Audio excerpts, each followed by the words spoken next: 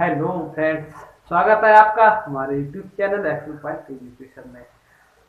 हमें आशा है कि आप सभी लोग बहुत अच्छे होंगे, स्वस्थ होंगे, मस्त होंगे। हालांकि देश में बहुत इस समय महामारी चल रही है, लेकिन आप घर बैठकर उस महामारी से बचे हुए हैं और आप अपने आप को सुरक्षित नहीं कर रहे हैं, केवल एक राष्ट्र को सुरक्षित कर रहे हैं घर से ना निकलकर।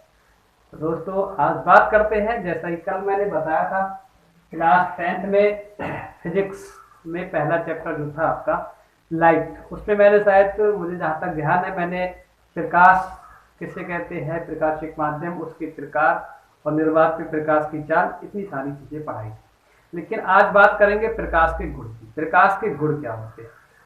देखिए, अगर आपने पिछली चीजें रिपीट नहीं करी तो एक बार फिर से बता देते। प्रकाश किसे कहते हैं? वह भौतिक माध्यम या ऐसा भौतिक माध्यम जिसके द्वारा हम किसी वस्तु को देख पाते, प्रकाश कहलाता है। निर्वात में प्रकाश की चाल 3 × 10⁸ होती है, मीटर प्रति सेकेंड। ठीक है, इतनी चीजें मेन थी, मैंने बता दिया, कोई दिक्कत नहीं। अब आज बात करें प्रकाश के गुण। प्रकाश के गुण क्या है? देखिए, प्रकाश किसे कहते हैं तो बता ही चुके थे, लेकिन एक रिक्वेस्ट है सभी से कि पर डे रूटीन रेगुलरिटी बहुत अनिवार्य है। किसी लक्ष्य को हासिल करने के लिए आपको रेगुलर होना बहुत अनिवार्य है। बहुत मेहनत की आवश्यकता नहीं है आपको बहुत अच्छे अंक प्राप्त करने के लिए। किसी एग्जाम में बहुत अच्छे अंक लाने के लिए बहुत मेहनत की आवश्यकता नहीं है, लेकिन हाँ, आपको रेगुलर रहना बहुत अनिवार्य है। रेगुलरिटी हमें संयम देती है, हमें धैर्य देती है और हमें जिज्ञासा देती है, हमारा आत्मविश्वास बढ़ाती है। रेगुलरिटी मैं सभी से कहूँगा, जो भी इस समय हमारे यूट्यूब चैनल से जुड़े हुए छात्र हैं या छात्राएं हैं, मैं सभी से अनुरोध करता हूँ कि बेटा रेगुलर अगर नहीं है आप तो रेगुलर रहना सीख लो। लाइफ में कोई मूल मंत्र नहीं होता है, सफल होने का मूल मंत्र सिर्फ और सिर्फ है रेगुलर रहना कार्य के प्रति। अगर आप कार्य के प्रति रेगुलर हैं तो निश्चित रूप से आपको 100% 100% आपको सफलता मिलेगी। चलिए बात करते हैं प्रकाश के गुण। प्रकाश के गुण क्या क्या है? अगर कॉपी और पेन आपने नहीं लिया है तो निकाल लीजिएगा और नोट कर लो। नंबर 1 लिख लो। प्रकाश को पहले बता देता हूं, इसके बाद राइट कर लेना आप। प्रकाश वैद्युत चुंबकीय तरंगों के रूप में चलता है। नंबर 1 हो गया आपका। सेकंड, निर्वात में प्रकाश की चाल 3 × 10⁸ मीटर प्रति सेकंड होती है। पहला, फिर से रिपीट कर रहा हूं, प्रकाश वैद्युत चुंबकीय तरंगों के रूप में चलता है। दूसरा, निर्वात में प्रकाश की चाल 3 × 10⁸ मीटर प्रति सेकंड होती है। तीसरा, दृश्य प्रकाश की तरंग दैर्ध्य, देखिए अलग अलग बुक्स में अलग अलग है, लेकिन लगभग मैंने जहां तक पढ़ा है तो 3900 एंगस्ट्रॉम से 7800 एंगस्ट्रॉम तक होती है। ये दृश्य प्रकाश का मतलब जिसे हम आसानी से देख सकते हैं, जिन वस्तु को हम मतलब देखने के लिए जितने प्रकाश की आवश्यकता होती है वो इसकी तरंग दैर्ध्य ये है 3900 से 7800 एंगस्ट्रॉम। कुछ में 3700 से भी लिखा हुआ है 7200 तक, कुछ में 3800 से 7600 तक है, लेकिन कोई दिक्कत नहीं, 3900 से 7800 एंगस्ट्रॉम तक। ठीक है। और प्रकाश में क्या, प्रकाश की घटनाएं बहुत सारी आपको हालांकि पढ़ाएंगे, आगे आएंगी। परावर्तन है, अपवर्तन है, दुर्बड़ है और आपका विवर्तन है। ये सब प्रकाश की घटनाएं हैं जिनके बारे में आप नेक्स्ट टाइम पढ़ेंगे। कुछ घटनाएं आप इसी चैप्टर में आपके परावर्तन अपवर्तन आ जाएंगे और विवर्तन वगैरह की जो घटनाएं आप नेक्स्ट क्लासेस में पढ़ेंगे, जब आप इंटरमीडिएट क्लासेस में पहुंचेंगे इसके बाद पढ़ेंगे। तो प्रकाश के गुण आपके हो गए। फिर से एक बार बता दें, प्रकाश वैद्युत चुंबकीय तरंगों के रूप में चलता है। निर्वात में प्रकाश की चाल 3 × 10⁸ मीटर प्रति सेकंड होती है। प्रकाश की घटनाएं मैंने बताई, परावर्तन, अपवर्तन, विवर्तन इत्यादि प्रकार की घटनाएं आएंगे। और दृश्य प्रकाश की तरंग दैर्ध्य कितनी होती है? दृश्य प्रकाश की तरंग दैर्ध्य अगर आपने नोट नहीं करी है तो नोट कर लो, 3900 एंगस्ट्रॉम से 7800 एंगस्ट्रॉम होती है। ये आपके प्रकाश के गुण हो गए। ठीक है। अब नेक्स्ट टॉपिक की बात करते हैं। नेक्स्ट टॉपिक आता है आपका प्रकाश का परावर्तन। प्रकाश का परावर्तन देखिए किसे कहते हैं।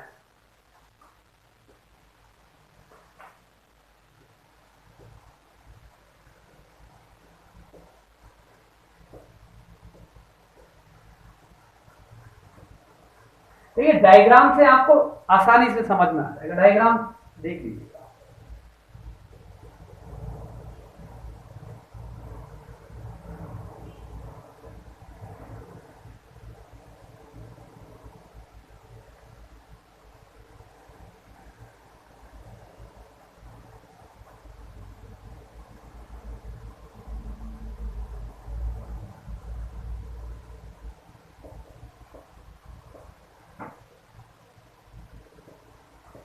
देखिए आने वाली किरण आपतित किरण और टकरा के मतलब परावर्तन के पश्चात जाएगी। ये तो परावर्तित हो रही तो ये कौन सी किरण हो जाएगी?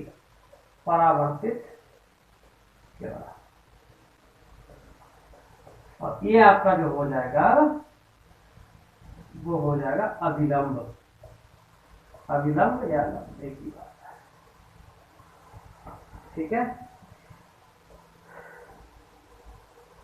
देखिए आपतित किरण अभिलंब के मध्य जो कोण बनता है वो आपका आपतन कोण, और अभिलंब और परावर्तित किरण के मध्य जो कोण बनता है वो परावर्तन कोण। आपतन कोण को I से और परावर्तन कोण को R से प्रदर्शित करते हैं।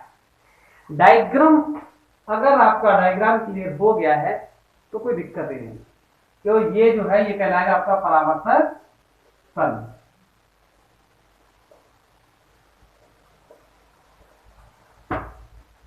ठीक है। अब समझाते हैं प्रकाश का परावर्तन किसे कहते हैं। जब कोई प्रकाश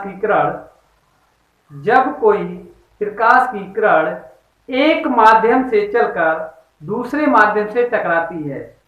जब कोई प्रकाश की किरण एक माध्यम से चलकर दूसरे माध्यम से टकराती है, टकराने के पश्चात